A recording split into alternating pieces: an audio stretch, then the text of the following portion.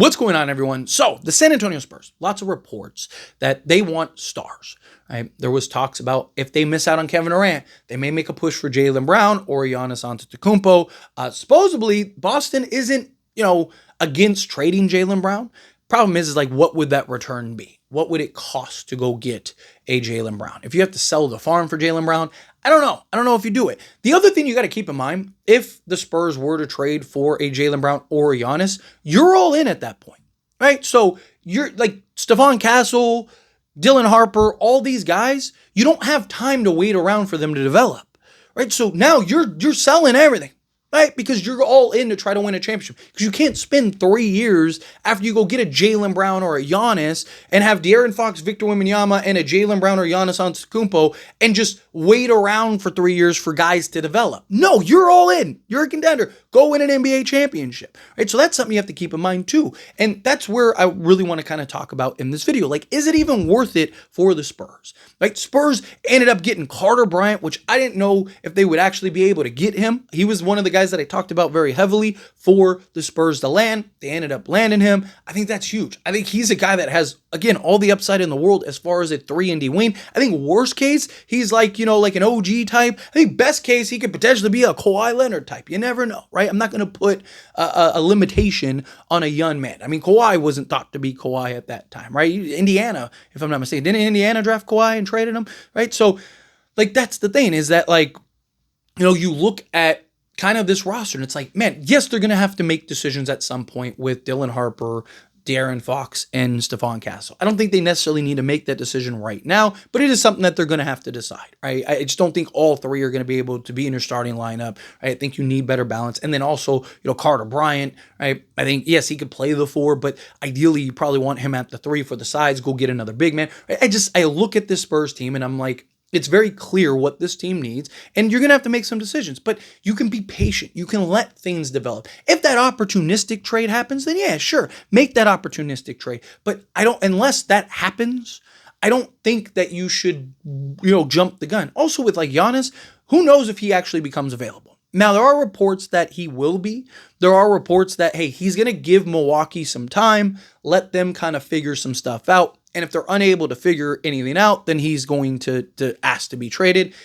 I don't think that they're going to be able to figure anything out. So I do think if that's true, again, everything's speculation and rumor until it actually happens. But if that's true, I think Giannis, it becomes available. And I do think the Spurs are going to make a play for him. But I also think Houston is a team that very well could make a play for Giannis Antetokounmpo. And they have the assets, they have the players still, because they were able to get Kevin Durant for essentially peanuts, right? Like, I think the Spurs, if you're the Spurs, you stay the course. Even if Houston does get Giannis, right? They're going to age out probably by the time you're ready to start winning. So Houston would have a short window in which they'd have to win, and then you could kind of take the race, right? But then you'd have the time to spend 3 years or whatever. And then if De'Aaron Fox wants out, right? Like, it's like, and that might even be a way to kind of trade him. Like, go to him and be like, hey, buddy, like, the intention and plan was to keep you and have you be our franchise point guard. And then we got Dylan Harper, right? And then Stephon Castle became what he became. And we're not going to be able to get that star that makes sense alongside you. So, hey, what do you think about us trading you? What team do you want to go to? I mean, you didn't trade anything for him, right? You could get like peanuts for him and you'd still at least break even, right? So like genuinely, you could go to De'Aaron Fox and go, what team do you want to go to? And literally trade him to any team he wants to go to. And whatever return you get is fine, right? And you got your foundation, you got the pieces, you got the players. And then now you can let Dylan Harper just be Dylan Harper all season and Stephon Castle be Stephon Castle all season. I would keep, Harrison Barnes is like your veteran. So then you have your veteran, and then you have Carter Bryant. If our starting 5 next year was Dylan Harper, Stephon Castle, Carter Bryant, Harrison Barnes, and Victor Wembanyama, I would be thrilled. I don't expect them to make the playoffs. I don't expect them to be, a contender or anything like that. But I would love to see let's see what Dylan Harper can really do. How much opportunity is he going to get when De'Aaron Fox is your point guard? How much opportunity is he going to get when you have Stephon Castle, right? Like, yes, you could play guys at the 3. Like, you can move Castle to the 3. But, like, again, Carter Bryant. Like, so then what? You're running De'Aaron Fox, De'Aaron Fox, Stephon Castle, Dylan Harper, Carter Bryant, and, Victor Wembanyama. Like, yeah, you're probably better, but you're still not a contender. You still are, a young team that is inexperienced and whatnot. Again, maybe they make some other moves, right? Because we are getting into free agency, right? Maybe they make some trades for some other guys we don't see right now. You go and sign a Nas Reed and a couple other things. All of a sudden, it's like, oh, hang on a minute, time out, right? I also wouldn't hate if you're the Spurs. Can you this is just something that popped in my head. Could you go to a Minnesota and go be like, hey, De'Aaron Fox, what do you think about playing alongside an Anthony Edwards? Right? Because they really want a center or a point guard, right? So, what if you did something like that and went and was like, hey, what about a sign and trade for Nas Reed and Nickeil Alexander, and you land a De'Aaron Fox, and now you have your guy at the 4 slotted alongside. Think about that. That wouldn't be bad. I might actually make a video about that on its own because that's actually pretty good. Your starting 5 could be Harper, Castle, Carter Bryant, Nas Reed, and Victor Wembanyama. And then you'd still have, what do you do with Juan Nunez? Do you bring him in? Maybe he could be your point guard, right? But regardless, you'd still have,